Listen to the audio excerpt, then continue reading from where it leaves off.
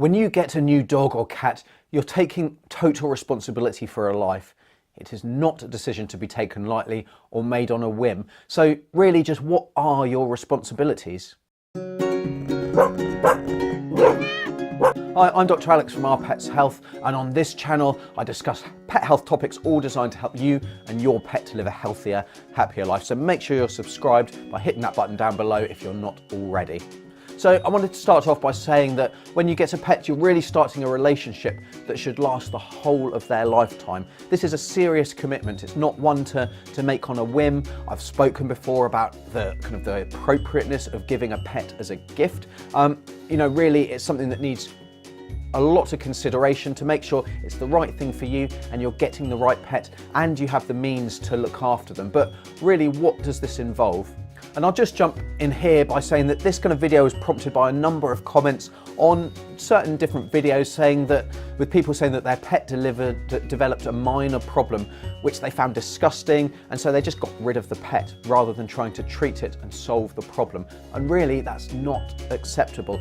You can't plan for every eventuality, but if you're not prepared to try and look after your pet when they become unwell, really, should you be having one? Well, I'd argue not, especially if it's not a really serious life-threatening condition that's going to involve an awful lot of money to fix. So I absolutely don't believe that you need to be able to afford every single treatment under the sun. You know, veterinary medicine, just like human medicine, is advancing very quickly, and so there's a lot of treatment options and diagnostic tests and things that we can do now, but which, because of the equipment and expertise that's involved in doing them, costs an awful lot of money. And absolutely, I don't think that you have to be able to fund every single thing that your pet needs, but if they've got a relatively minor medical situation, then really you need to be able to afford to give them the treatment that they need. It's not acceptable just to get rid of them, to pass the buck and expect someone else to treat them appropriately. So what really do you need to be able to do if you're getting a pet? Well, you need to be prepared to address their daily needs. So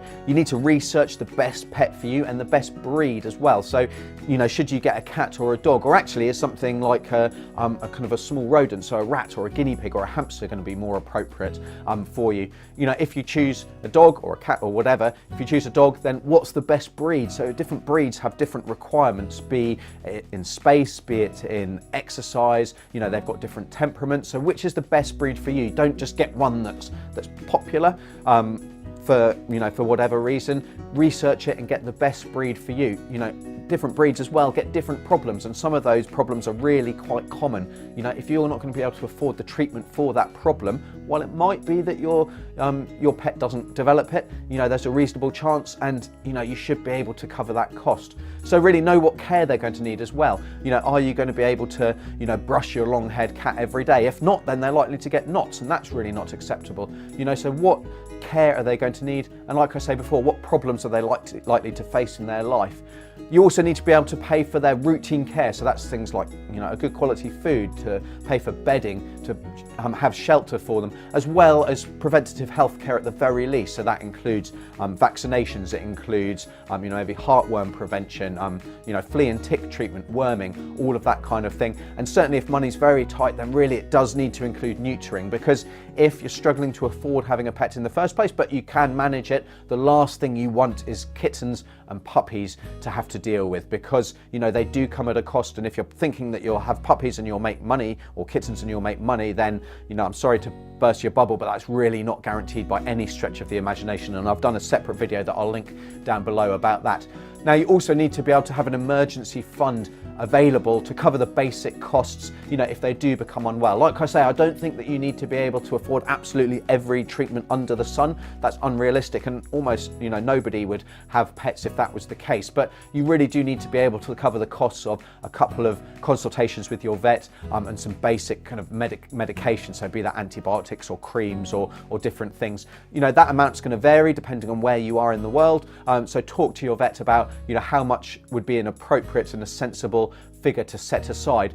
if that's a struggle, or if you really would like to do more than the bare minimum for your pet, then that's where things like pet insurance comes in. And again, I've done a separate video all about pet insurance and things that you can consider and the best policy for you and for your pet when it comes to choosing the best, kind of what pet insurance to get. Now, some of the other comments have said that the person didn't like animals or that they were allergic to them, but they got them for their children, and things didn't work out because of their dislike of the pet and they had to deal with it, or because of their allergies, and so again they got rid of the pet. Well, that's not sensible either. You are responsible for your new pet, not your children. You're the adult in the relationship, and you should expect, hopefully it won't happen, but you should expect your children to maybe lose interest, to not walk your dog as regularly as they promised to do, to not if you've got small rodents or rabbits or whatever, to not clean them out and spend time with them, handling them as they promised to. So you are responsible. If you don't like animals, then as nice as it would be for your